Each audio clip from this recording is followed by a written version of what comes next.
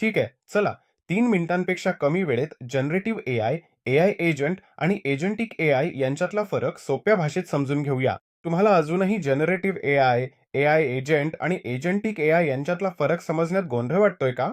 लोक अनेकदा हे शब्द एकमेकांत मिसळतात कारण ते ऐकायला सारखेच वाटतात. पण प्रत्यक्षात हे सगळे वेगळ्या प्रकारे काम करतात आणि त्यांची स्वतःची खास वैशिष्ट्ये आहेत.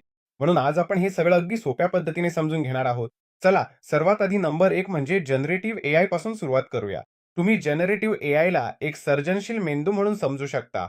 याच्या मुळात हे मोठा भाषा मॉडेल किंवा LLM द्वारे चालवलं जातं, ज्यांनी प्रचंड प्रमाणात डेटामधून पॅटर्न शिकले आहेत.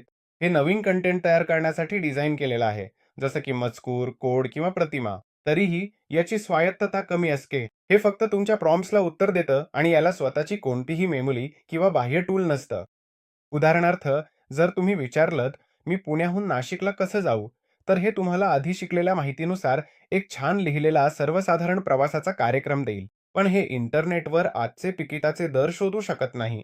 आता पुढचं आहे एआय एजंट. जर आपण या सर्जनशील मेंदूला एक जोड हात आणि काही गॅजेट्स दिले तर काय होईल?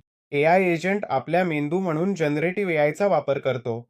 पण तो एपीआय सारख्या बाह्य टूलशी जोडलेला असतो. याच्याकडे अल्पकालीन मेमरी देखील असते. हे तुमच्या सध्याच्या संभाषणातील माहिती लक्षात ठेवतो. म्हणून उदाहरणार्थ, जर तुम्ही एआय एजंटला सांगितलं, "पुण्याहून नाशिकसाठी उद्याची सर्वात स्वस्त बस बुक कर," तर तो फक्त मजकूर लिहिणार नाही, तर तुम्हाला खरी किंमत सांगेल, त्यांची तुलना करेल आणि तुमच्यासाठी तिकीटही बुक करेल. शेवटी चला एजंटिक एआय बद्दल बोलूया. जर एआय एजंट हा एक तज्ञ आहे जो एक काम करतो, तर एजंटिक एआय हा अंतिम प्रोजेक्ट मॅनेजर आहे. हे कामाचं नियोजन करू शकतो, समस्यांचं निराकरण करू शकतो आणि इतकंच नाही, तर वेगवेगळ्या एआय एजंट्सना एकत्र काम करण्यासाठी समन्वयितही करू शकतो. तुम्ही फक्त एवढंच सांगता, "उद्या दुपारी 2 वाजता माझी नाशिकमध्ये मीटिंग आहे. माझ्या प्रवासाची व्यवस्था करून द्या."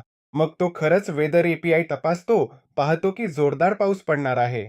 यानंतर हे ठरवतं की नेहमीच्या बसऐवजी एक premium AC sleeper bus book केली जावी.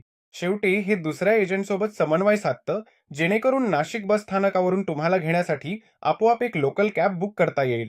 जर बस रद्द झाली तर सिस्टीमचं फीडबॅक लूप आपोआप सक्रिय होऊन तुमच्याकडून काहीही मेहनत न घेता तुम्हाला एक पर्याय शोधून देईल.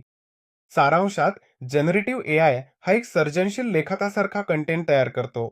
एआय एजंट हा एक बाह्य टूलसारखा काम करतो, जो विशिष्ट कामं पूर्ण करतो. आणि एजंटिक एआय हा एक स्वायत्त संचालक आहे, जो गुंतागुंतीच्या कामांची योजना आखतो, समन्वय साधतो आणि ती अंमलात आणतो.